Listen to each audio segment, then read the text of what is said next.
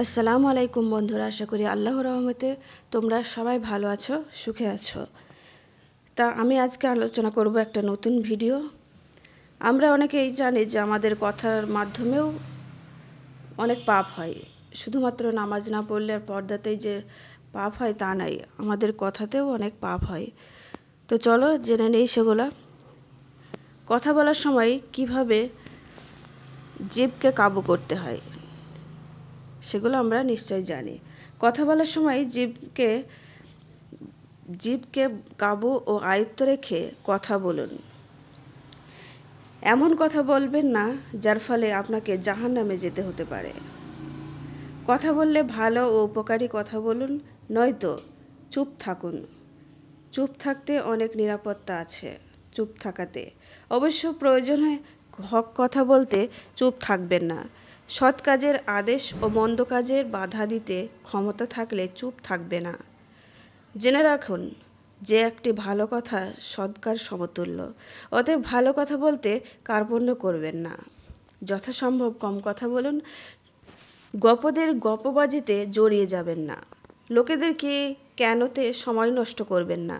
জেনে রাখুন যে তোমার প্রত্যেক কথা নোট করার জন্য তৎপর প্রহরী তোমার কাছেই মজুত রয়েছে। কারো গীবত বা পরচর্চা করবেন না, বা কেউ কারোর বিরুদ্ধে কথা বলবেন না। সে কথা তার বিপরীত পক্ষকে লাগিয়ে দেবেন না, তাতেও লেলিহান অগ্নিশিখা বা আগুন রয়েছে। কানে যা শুনবেন তাই বিবেক বিচার না করে অপরের কাছে বলবেন না।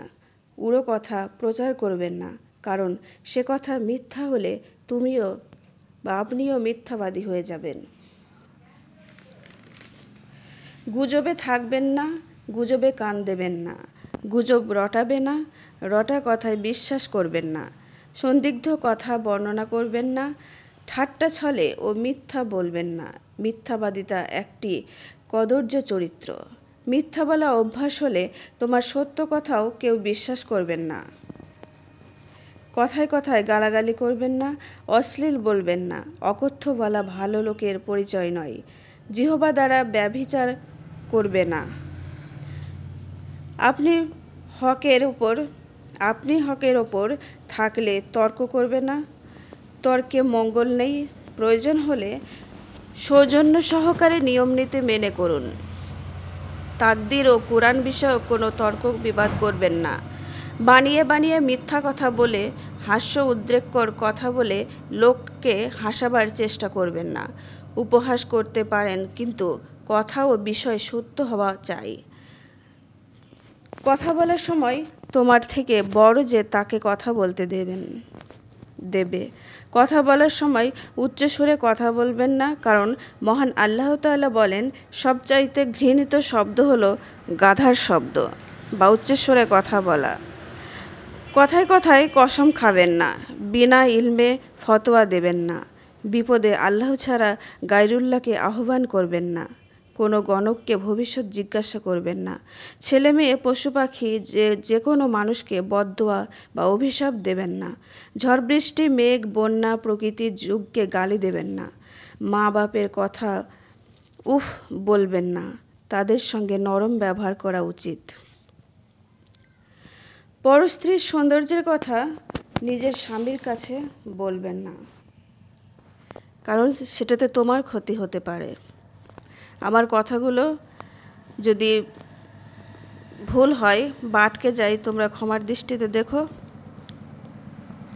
দুমুখে কথা বলবে না। কেউকে মন্দ খেতাবে ডাকবে না। দারিদ্রতার ভান করবে না, বা নিজের কিছু সামর্থ্য থাকলেও লোকের কাছে বলে বেড়াবেন না যে আমার এটা নেই সেটা নেই।